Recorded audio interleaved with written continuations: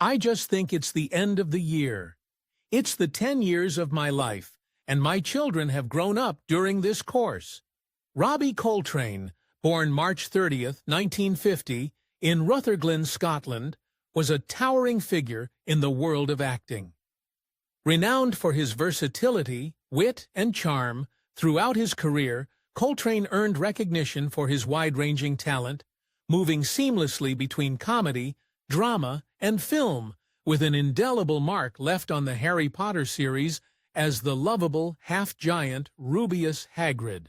His death on October 14, 2022, at age 72, left a void in the entertainment industry, but his legacy continues to shine through his vast body of work. Early life and career beginnings. Our next guest is one of the best-known British comics working today. His films include Nuns on the Run and The Pope Must Die. Robbie Coltrane was born Anthony Robert Macmillan, the son of a teacher and a painter in the small town of Rutherglen. He grew up in a working-class family, and from a young age, he demonstrated a love for the arts.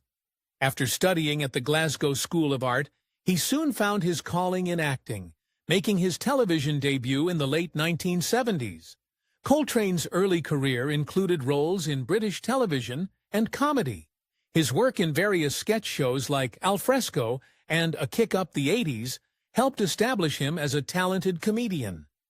Despite these early comedic roles, Coltrane sought more serious acting opportunities, earning recognition for his nuanced performances. His breakthrough came with the role of Dr. Edward Fitzgerald in the gritty detective drama Cracker. In Cracker, he portrayed a brilliant but troubled psychologist, a role that earned him multiple awards, including 3 BAFTA awards for Best Actor. The show was a critical and commercial success, and Coltrane's portrayal of Fitz became one of the most celebrated characters in British television history.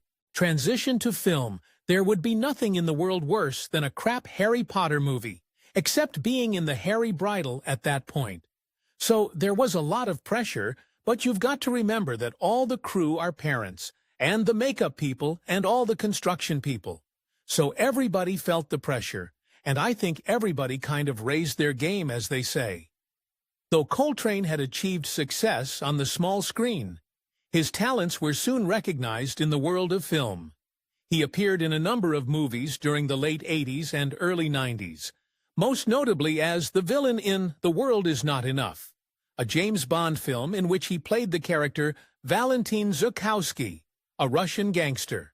The role demonstrated Coltrane's remarkable ability to switch between comedy and menace with ease. However, it was the Harry Potter franchise that Coltrane truly became a household name across the globe. His portrayal of Rubeus Hagrid, the warm-hearted half-giant who served as the Hogwarts gamekeeper and a mentor to Harry, resonated deeply with audiences of all ages.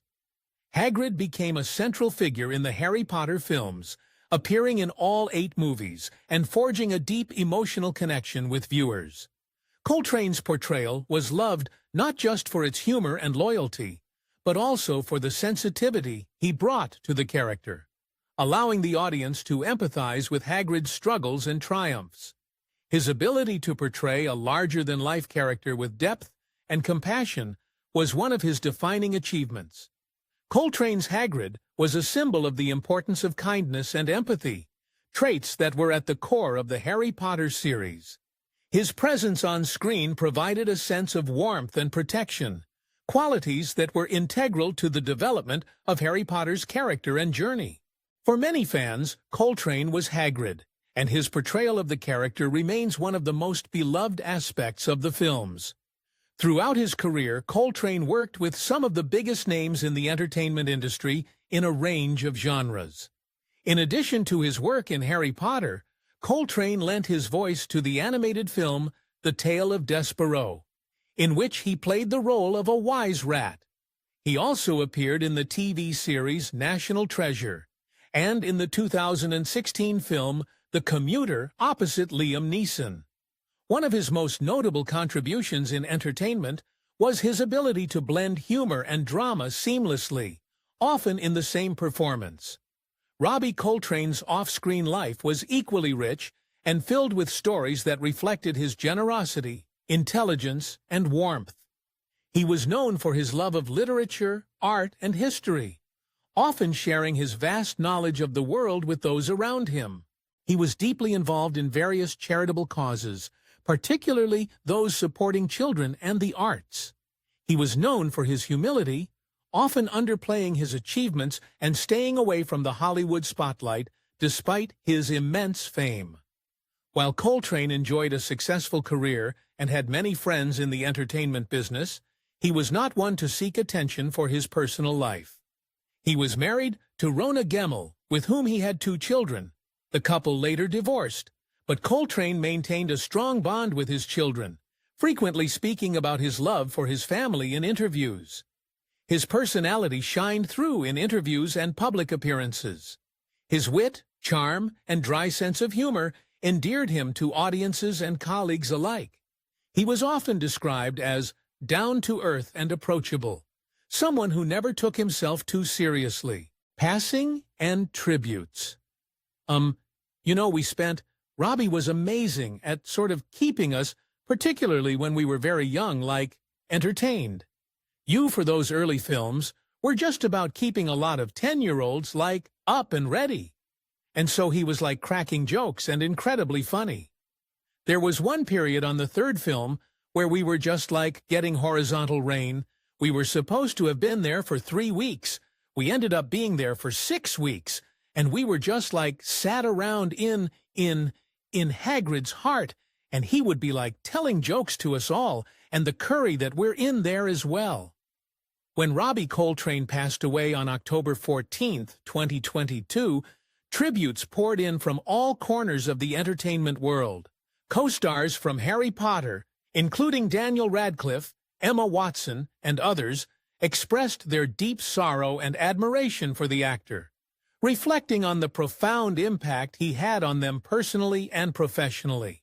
Daniel Radcliffe in particular shared that Coltrane had been a mentor and a friend, describing him as one of the funniest people I've ever met, and expressing how grateful he was for the opportunity to work alongside him for over a decade.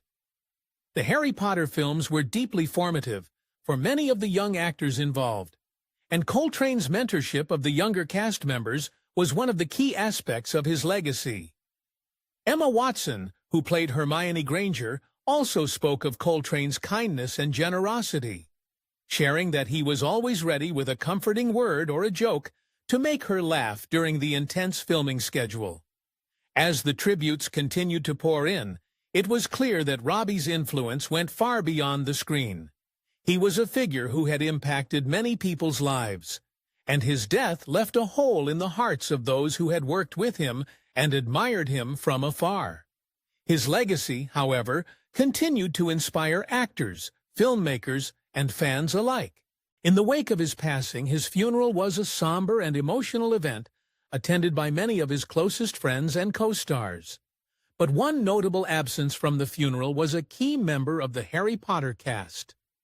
Rupert Grint, playing Ron Weasley, had worked alongside Coltrane in the Harry Potter films and had shared a special on-screen relationship with his character, but chose not to attend the funeral. While the exact reasons for the absence were not publicly disclosed at the time, it was later speculated that there had been a significant personal distance between the two due to political differences. In particular, the actor had allegedly distanced himself from Coltrane after the latter publicly expressed support for J.K. Rowling during the controversy surrounding her comments on transgender issues.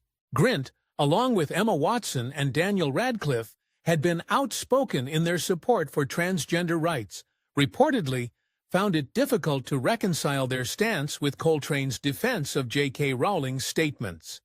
The situation highlighted the complexities of personal and professional relationships within the public eye, especially when political and social issues divide individuals. While it was a moment of sadness for many fans, it was also a reminder of the challenges that can arise when personal beliefs and friendship intersect with public opinions. Despite this absence, Coltrane's funeral was a celebration of his life, filled with heartfelt tributes and memories of a man whose generosity and talent had touched so many. His influence on the Harry Potter series and the world of acting as a whole will remain a part of his enduring legacy, and he will be remembered fondly by those who knew him both on screen and off. Now it's time to hear from you. Do you think it was right for Robert Grint not to attend the funeral? Let us know in the comments below.